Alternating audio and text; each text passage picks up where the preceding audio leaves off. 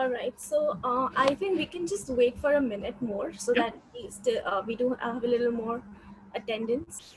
Yeah, It's absolutely. 2 minutes, and I'm sure people will join exactly at the time we mentioned. Yeah, So meanwhile, absolutely. I would just like to invite everybody who's already here. Welcome to, hi, this is Devika from Genius, and welcome to the last session of the day of the Filling App Common App webinar series. And this session is, I think, very interesting because it totally sums up to what happened in the last 2 days, and because they've gone through all the sections of the Common App. And finally, Tim from Sawani is going to talk about submitting your Common App, attendance checklist, college portal. So I'm sure it's going to be a great summary and Yeah. insightful again to the 2 day session long. So and also, as you know, that about a little about Next Genius, that Next Genius offers full tuition and partial tuition scholarships to grade 12 students, and Sewanee is one of our partner colleges, and that's again very exciting. So without any so all right, so if you're in your grade 12 right now in this seminar, and feel free to visit our website and do apply for outstanding scholarships. And without taking much time, I would totally give it over to Tim and carry forward the presentation. Thank you so much. Awesome. So we're going to talk a little bit about, for the next 30 minutes or so, about submitting the common application and Yeah. then what happens after that. And so one of the things that is commonly asked of us as admission counselors is, I've submitted my application. I'm done, right? And not so much. And so when you think about all of the different aspects that go into an application, you are very much trained to think of the one application, right? But in reality, it's your entire file, it's your entire application and all of the supporting documents that go into completing your application. So one of the things I want to discuss here, sorry, is sort of a checklist of things that you should be prepared to have in the back of your mind as you're completing your Common App. I know my colleagues from other Next Genius partner schools were talking about completing your application from different perspectives. And so that's really the first step, you know, fill out and complete your Common Application. And this link right here is a really helpful tool on the Common Application website. And that has all the guides essentially for, you know, what you would need to complete your application. So that is, you know, gathering your materials up, creating your account on the Common App. And I'm sure a lot of this is repetitive. Adding colleges to your list, which is called the My Colleges list. Engaging, you know, your supporters. So who's going to be writing your letters of recommendation? We use a term here in the United States, which I think is very North American focused, and that is counselor. What we mean by that is a college counselor, someone helping you apply to college. I do not mean a mental health counselor. Parents might be helping if you're a homeschool applicant. Maybe they are writing a letter of recommendation to you for you. That's pretty rare that we have parent recommendations. Teachers are the common one. We usually ask, as part of Sawani's application process, for one teacher application and for one counselor application or recommendation. So those two recommendations are required in order to complete your application. Of course, you could submit other recommendations on behalf. I often think that a peer recommendation is super helpful. You know, finding someone that has been with you in secondary school for a while, knows who you are as a person, can really help us better understand who you'll be on our college campus. And they have really great videos as you go through that you can watch, and understanding your requirements. That's really a lot of what I'm going to talk about today. Because once you submit the application, that really is just starting the process of notifying the universities that you're applying to, hey, I'm so interested that I'm submitting an application. So as you're adding colleges to your My Colleges list on Common App, you're thinking about this delicate balance of what is required to apply to those institutions, and why am I applying to those institutions? For example, what you've gone through so far is just Common App focused. It is how to write your essay, how to add your extracurriculars, how to, build out your resume, how to add those recommenders. But after you add colleges to your My Colleges list, there might be additional requirements along the way. So at Sewanee, we don't have additional requirements. We don't have a supplement essay or an additional essay other than the one that you would complete on the Common App. We don't have, short answer questions. So it's really important that you think about which colleges you're applying to by going to those colleges' websites and looking at their admission requirements. And we'll go through that.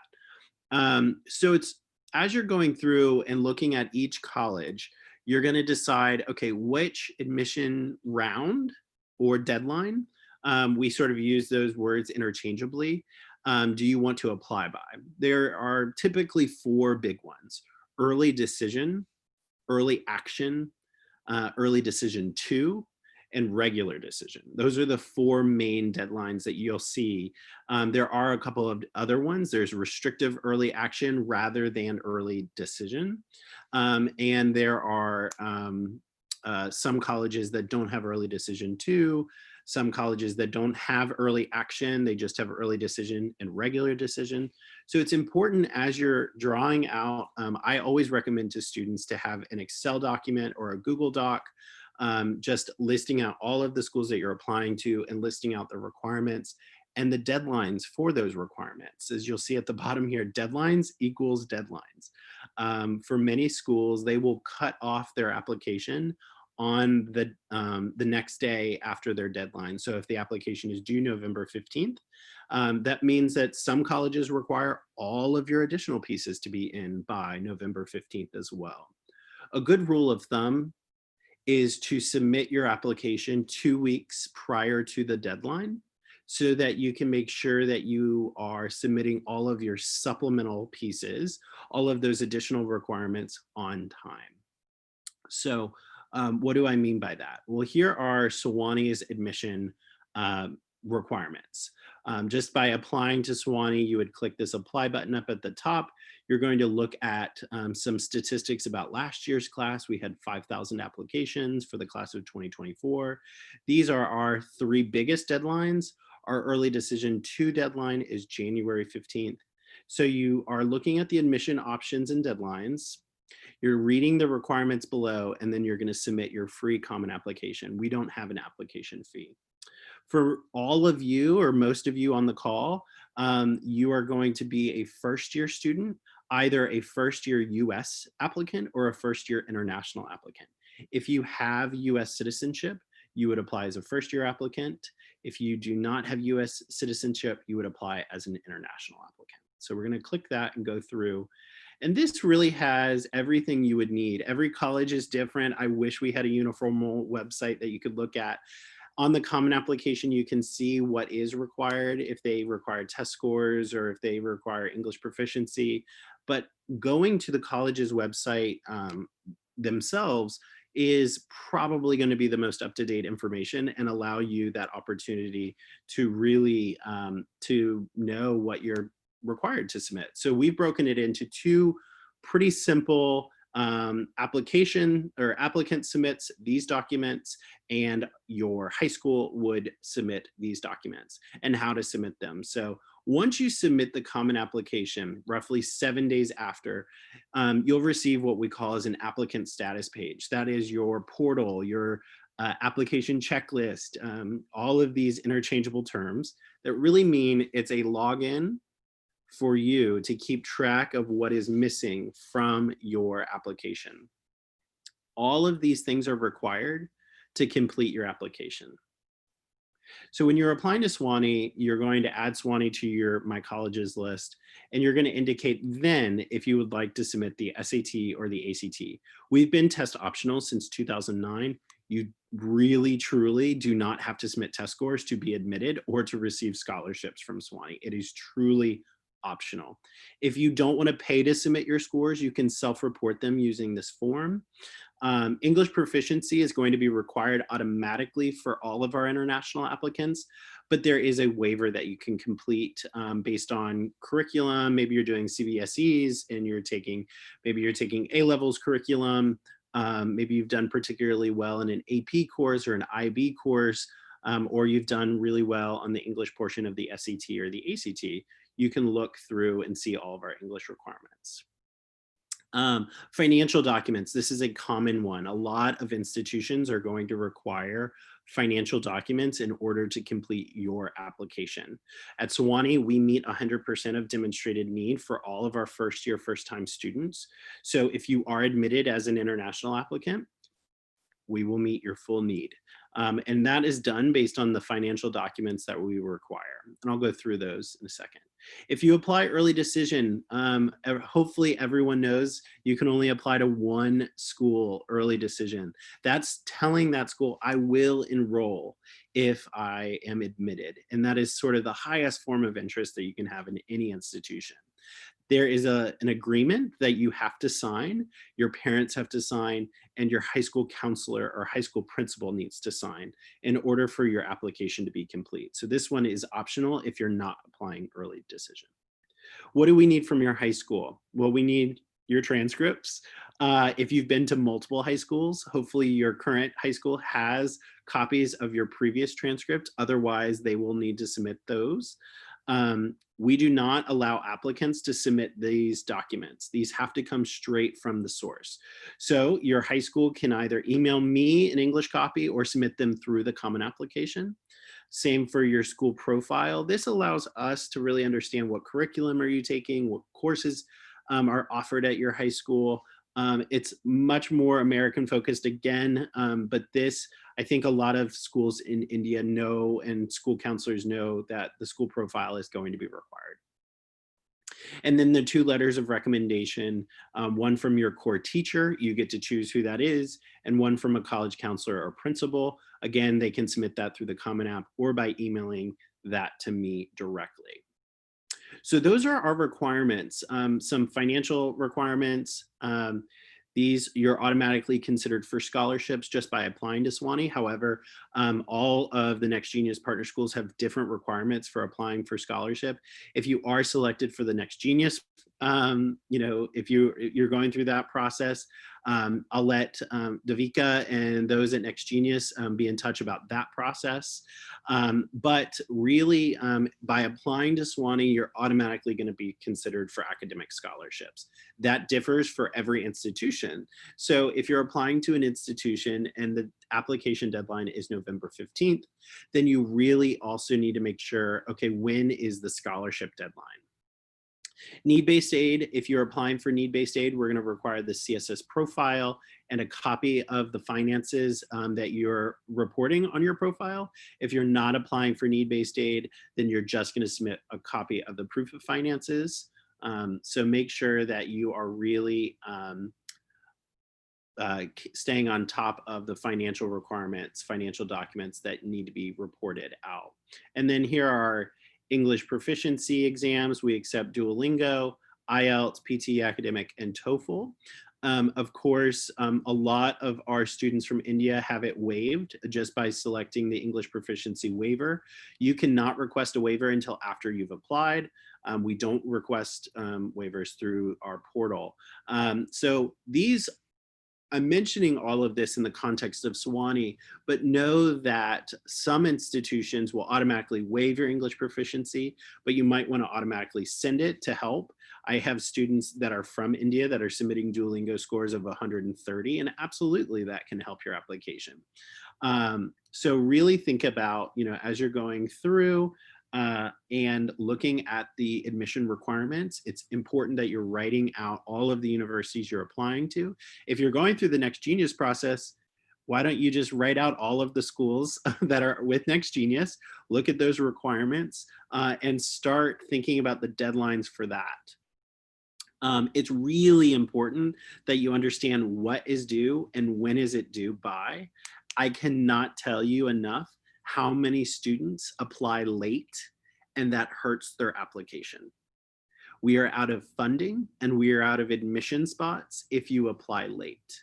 Applying late for us is if you applied early action, which is a December 1st deadline, and you're not getting your application complete until January 1st, we're just going to roll you into our regular decision deadline. And that means you won't get your decision until March, maybe April. So it's really important, if you want your decision back as quickly as possible, that you're completing your requirements on time. So you've reviewed, you've submitted your Common application, and I just wanted to show you really quick on the Common application. So this is our test account here in the Common App. You can see that Sewanee has been added to my colleges. And as I go to review and submit my Common application, I can't go forward because I haven't done all of these portions here. And so in order to do such a thing, I would need to make sure all of these portions are correct. So one of the things that you can feel happy about is knowing that it's not going to let you submit a blank application. The other cool thing is it will allow you to review your entire application.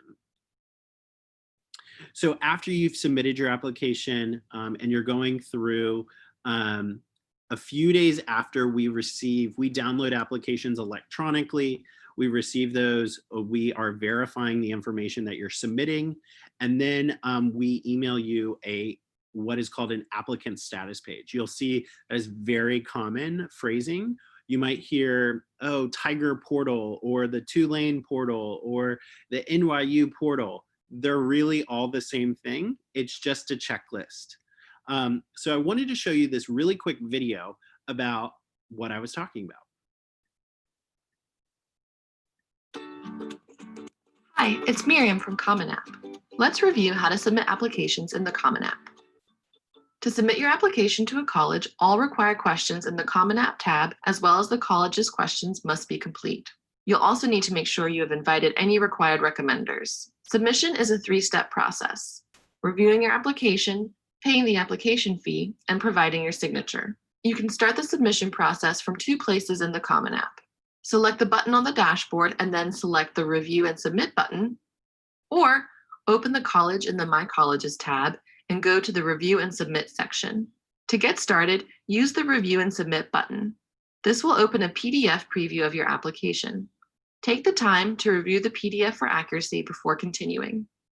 You can use the Review PDF button to open the document in a new tab. When you're ready, confirm that your application looks correct and continue on to the next step. The next step asks you to pay the college's application fee, if applicable. Credit card and e-check information is collected by our secure payment processor. The first page will display your applicant information, which is already populated for you. On the next page, you're asked to choose your payment method and then enter the corresponding information. After you submit your payment, you will come back to the application to complete the final step of submission. If a college doesn't charge an application fee or you've requested a fee waiver, you'll skip this step. The last step in submission asks you to review and affirm several statements and provide your signature. Please note that your application will not be fully submitted until you have selected the Submit button. Once your application has been submitted, you will see confetti and a congratulations message. You'll also receive an email confirming your submission. And that's it. Now that you understand how to submit an application, you're ready to get started.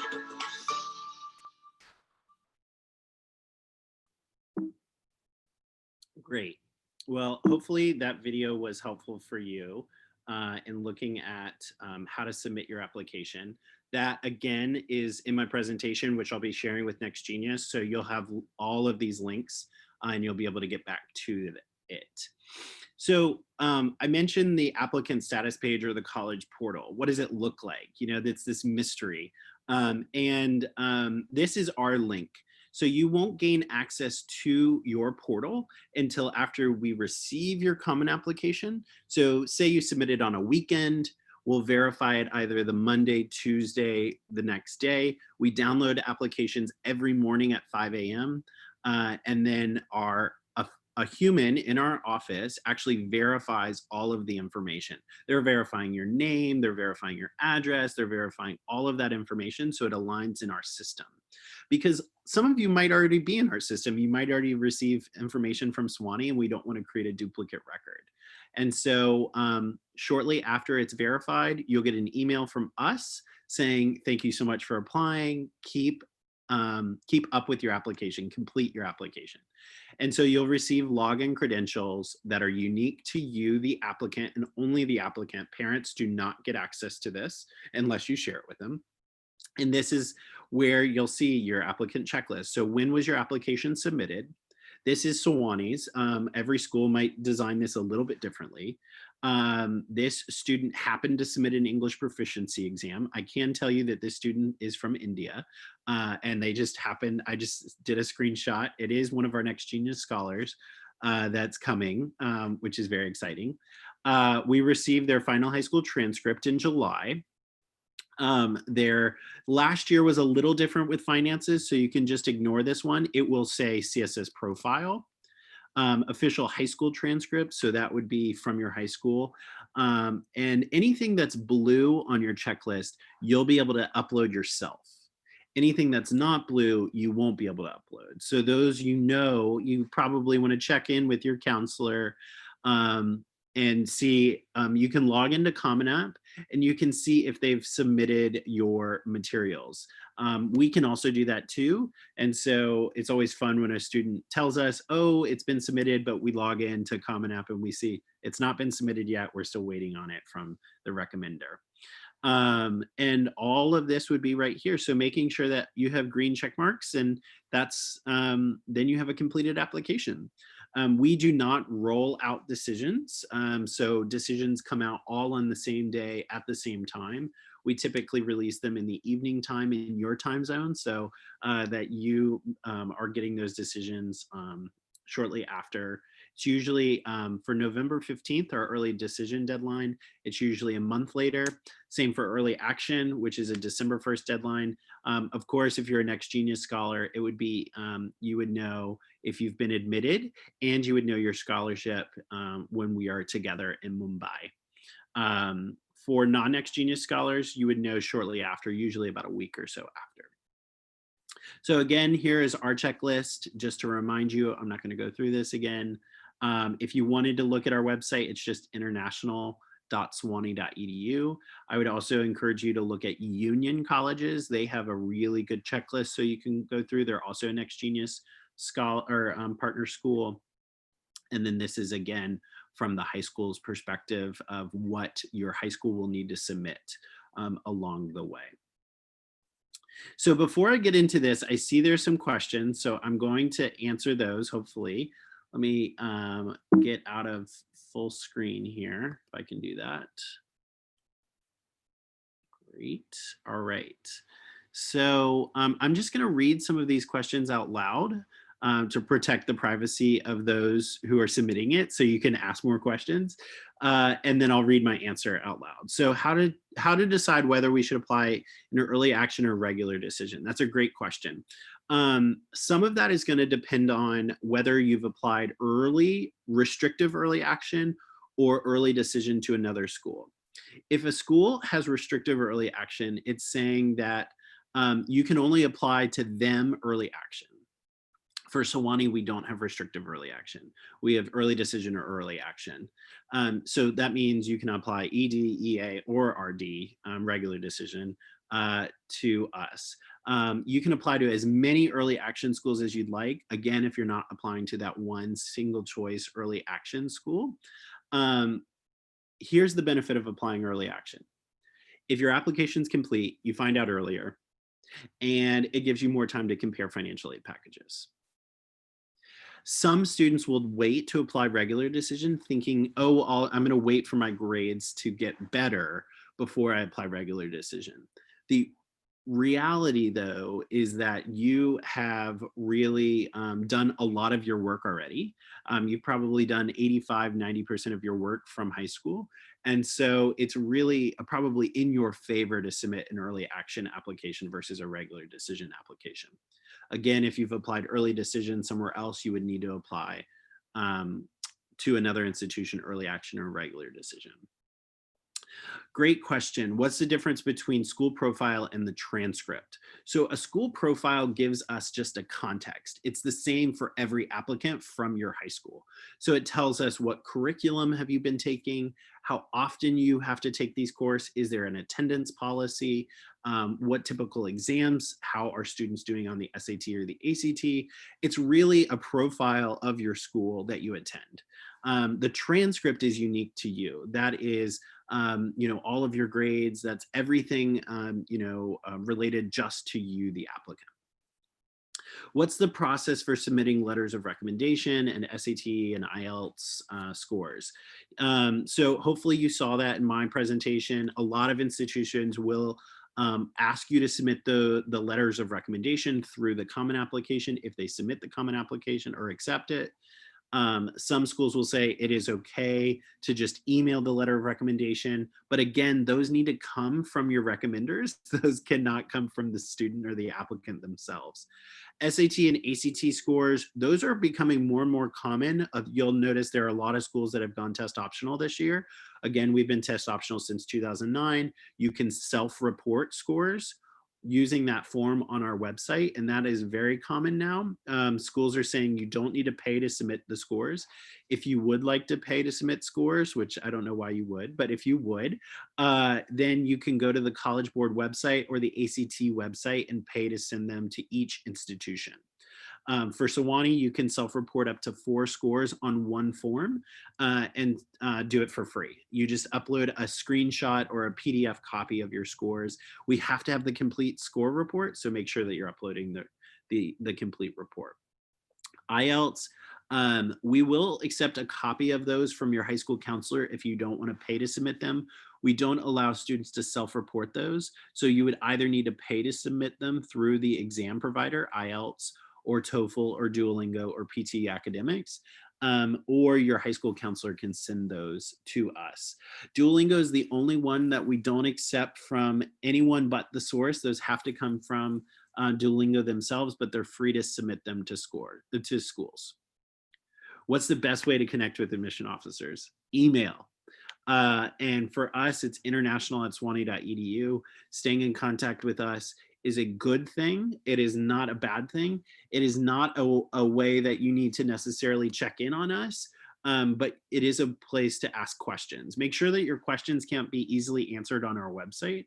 But if it is something about connecting about research on campus, connecting about internships, connecting with previous students from India or from Next Genius, I'm always happy to do that, because the work really is not on me. It's just passing it off to our students, and then they can connect with you about their shared experience.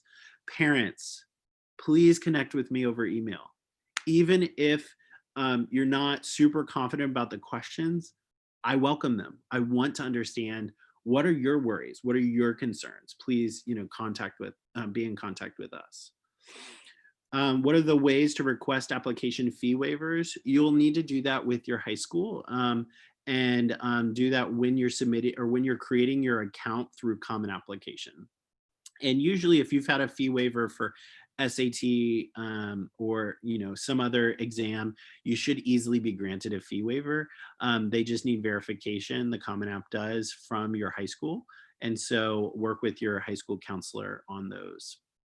Is there a way to print the application? There is. You can print it right before you submit it. It is, the Common App allows you to submit up to 20 schools. The average student is submitting 7. There's no reason you need to be submitting more than 20. Not to mention the cost. Sewanee, it's free to apply, so you should all be applying to Sewanee. But some schools have an $85, $75, $100 application fee. And if you're submitting that to 20 schools, that can get very expensive. How will we know that we get into a college that we applied to and got a scholarship? That's a great question. So on the applicant status page, the portal that I had showed you earlier, this is where you will see your decision. So when we are ready to release decisions, you'll get an email. There's been an update to your applicant status page. Go check it, and hopefully it's confetti and all that wonderful stuff. And for us, the scholarship will be in the letter. Some schools wait and they might invite you to a scholarship weekend, virtually or in person, and some will tell you right in your letter. Financial aid is different. Usually financial aid comes shortly after your decision. That could be in the letter or it could be attached. It could be 2 weeks after. It just really depends on the institution's policy. For us, we are really striving to have financial aid decisions shortly after, if not within the same letter that you get your scholarship. So scholarship, and then there's need-based aid. Some schools do not offer need-based aid to international students. They only offer scholarships. Some schools meet 100% of your demonstrated need. We're one of those. And so if you're admitted to Sewanee, you can know confidently that your need is met based on your CSS profile information that you've submitted to us.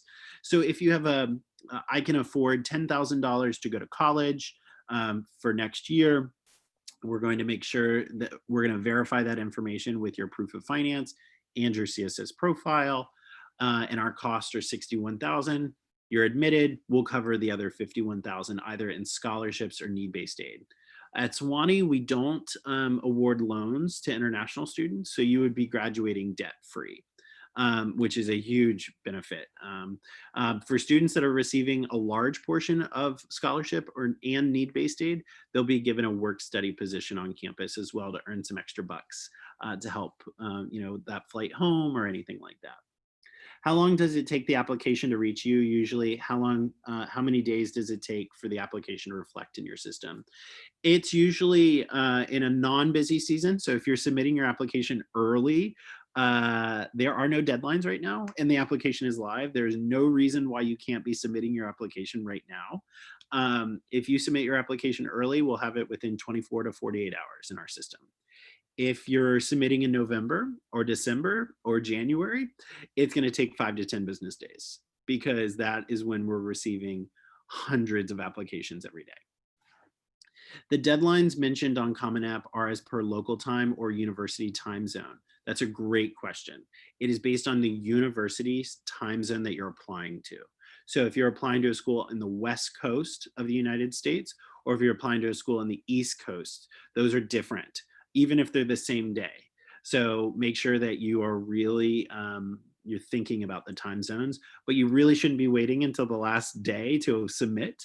I know it's scary, but you should really give yourself time to submit the application, review the information.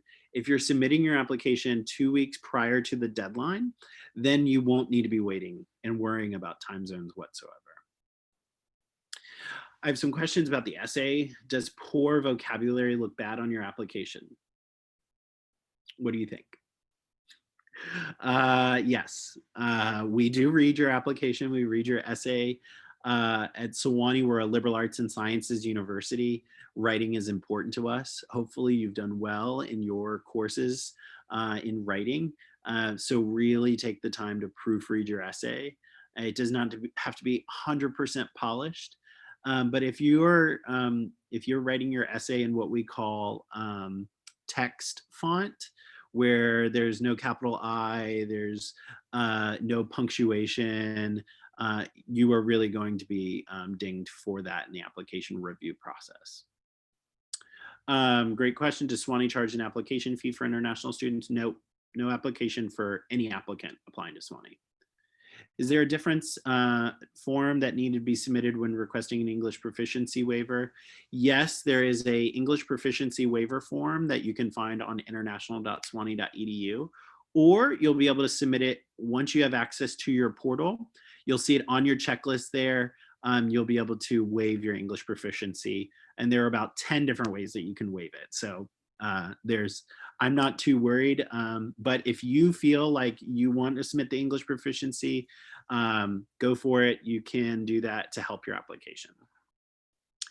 Could school counselors, teachers modify their letter of recommendation to incorporate those developments, such as improved test scores, publications of research papers during the period between EA and RD cycle?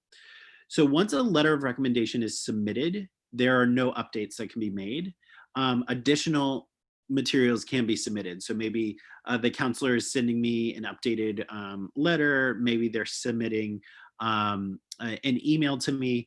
Email is usually the best way to update us as counselors reading your application on those developments. It's important to know that if you're applying to a Vanderbilt or an NYU, a school that is receiving a ton of international applications and applications in general, that the more you email them, the more you are slowing them down in the review process. And so it's important to have all of that information at the time that you're submitting your application. I think if you're getting at the question of, if I've taken the SAT again and it's past my deadline, can I submit that? You can, up to a certain point. So we usually allow it 10 days after your application. So if your application deadline is November 15th, 10 days after that, you can update your application with new test scores. After we've released a decision, you cannot update your test scores. It will not change scholarship or anything like that. Okay, I think I've already answered the letters of recommendation question. Does asking for financial aid affect your admission to the university? To be honest, it can. Depending on the institution you're applying to, Sewanee is need aware, which means that we do require the financial documents at the time of applying to Sewanee. Some institutions are need blind, where they won't take into consideration your financial need in order to be admitted to the university. But I don't want that to be a complete deterrent.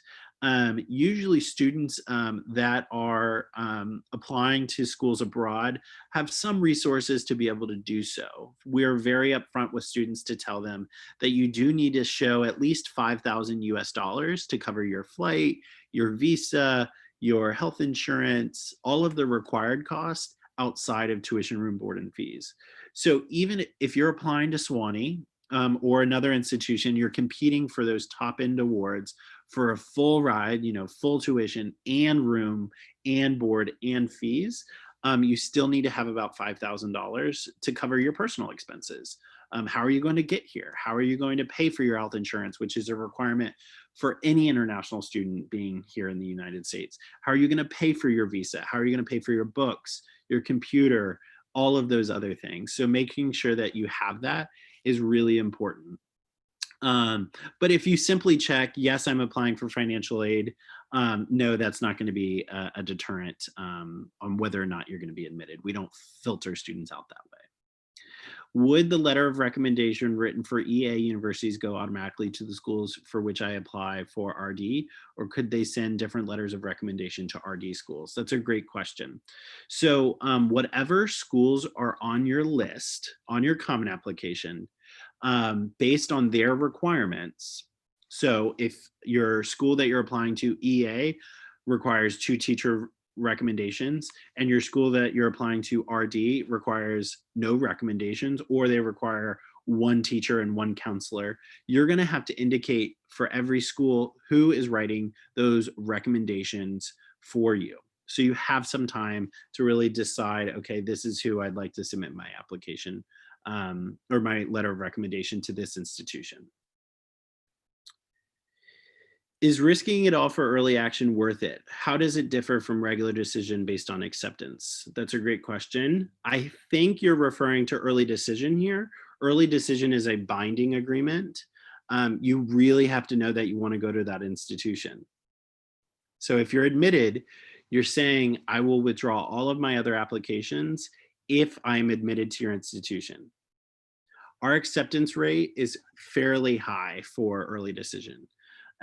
We really are wanting students that want to be here. Every institution is. Of course, the more selective you get, the least selective, or the more selective your early decision round is going to be.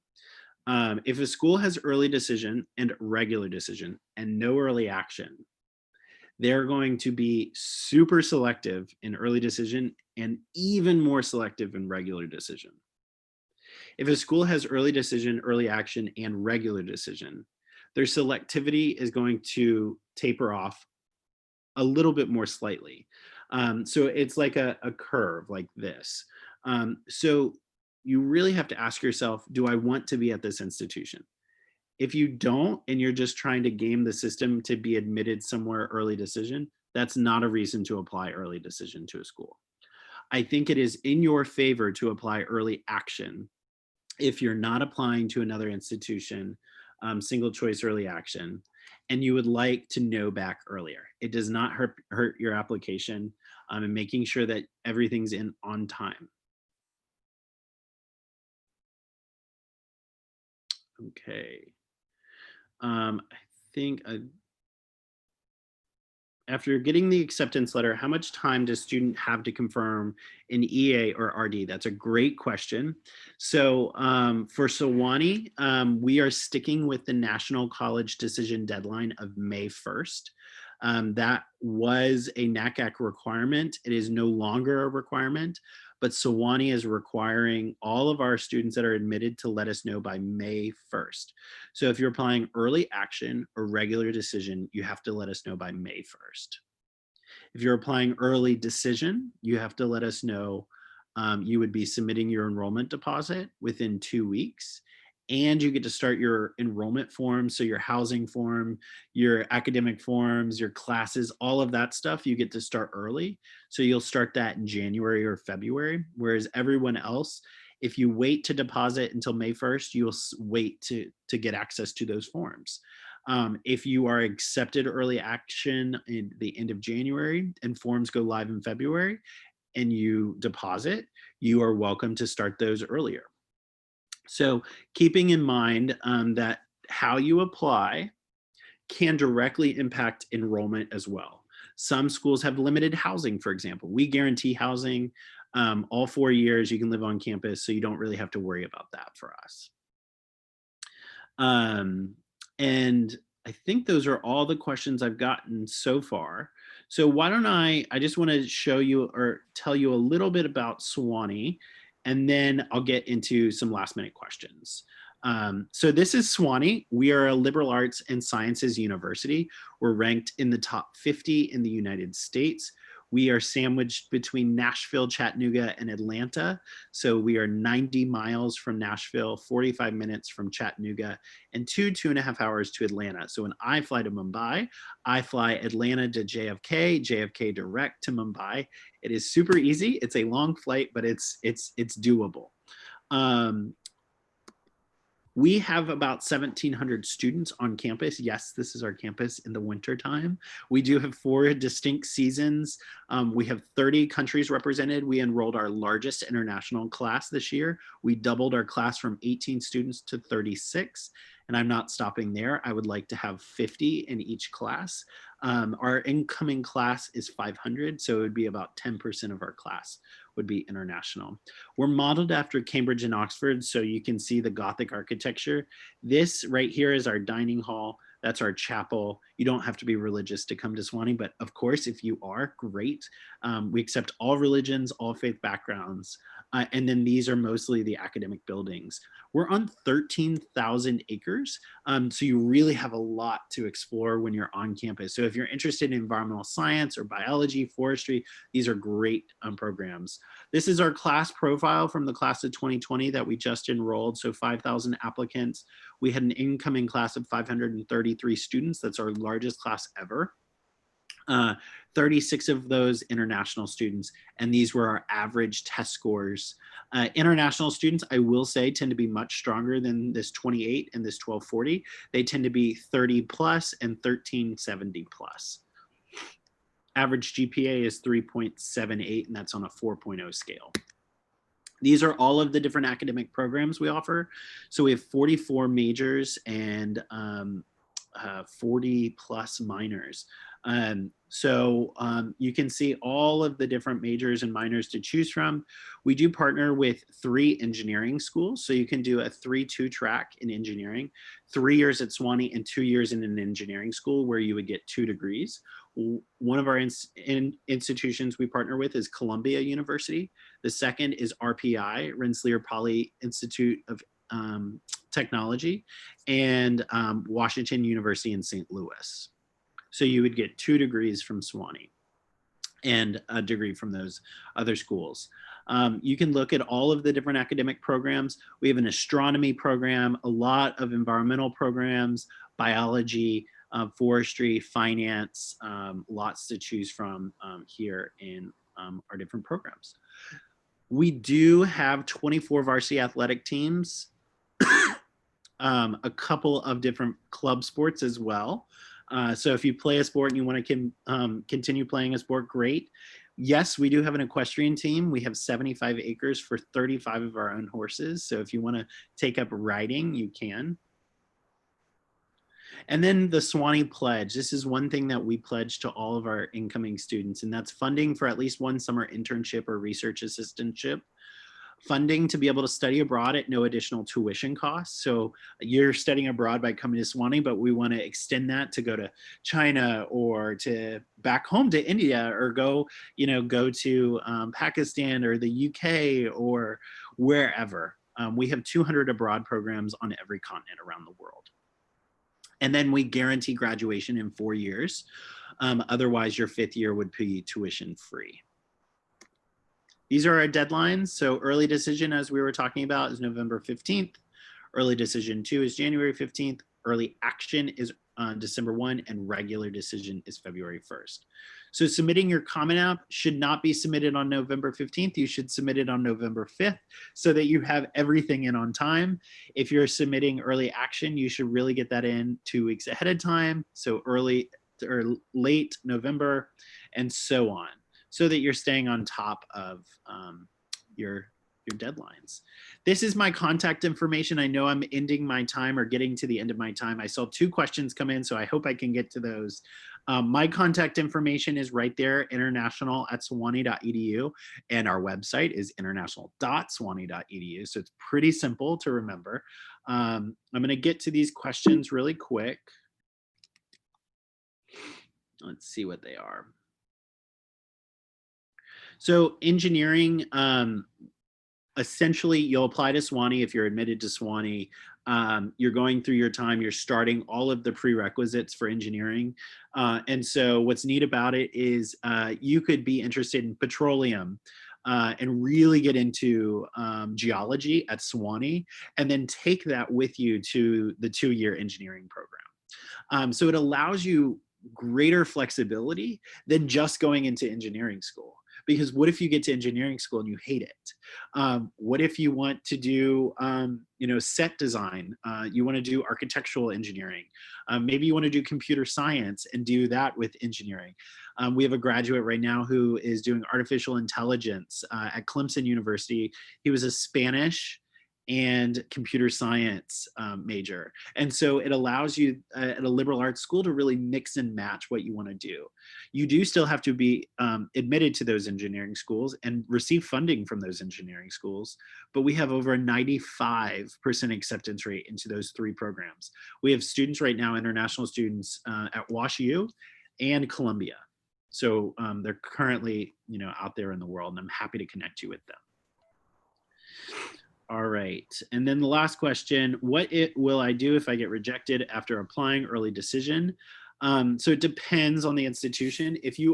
Once you receive what we call not offered admission, then it is unfortunately ended at that point. You would need to apply to other institutions, but the great thing about applying early decision and finding out yes or no is right away, and then you can spend your time working with your counselors, working with Next Genius to apply to other institutions, and really focus your efforts in on that. And I don't want to end on such a sad note, so I hope that you all were able to get a lot of information. Davika, did I leave anything out? Is there anything else I can add? No, I think you've pretty much covered a lot of things. And one thing they were asking for in the chats was your email ID, and I think you've already put that up on the screen, so Yes. they can capture it as a photo or anything. Yeah, absolutely. Take a photo of it, share it. I am the person reading your application, so no mystery there. And I'd love to stay in contact with you, and hopefully you'll become a Sewanee Tiger. Right. All right. Thank you so much, Tim, for a great session and sharing your thoughts, not just only on how to submit a Common App, but so much information as a whole. And while you were talking about Sewanee, one thing that I would love to say is that I like about Sewanee is the campus. Like, it's so earthly, and it's located in Mist Mountains, and I feel a section of a mountain is already also a part of Sewanee, I feel. Yeah, so I think that's really interesting. And so this was our last session for the day, and we have two more sessions tomorrow that I would like to say, and you all should attend. The sessions are on financial aid and how to connect with admissions office. So I'm sure it's going to be a great end to the filling your common app webinar series. And thank you once again, Tim, so much for your time and for the session. Thank you so much. Have a good night. Good night and good morning to you. Thank you. Bye-bye. Bye.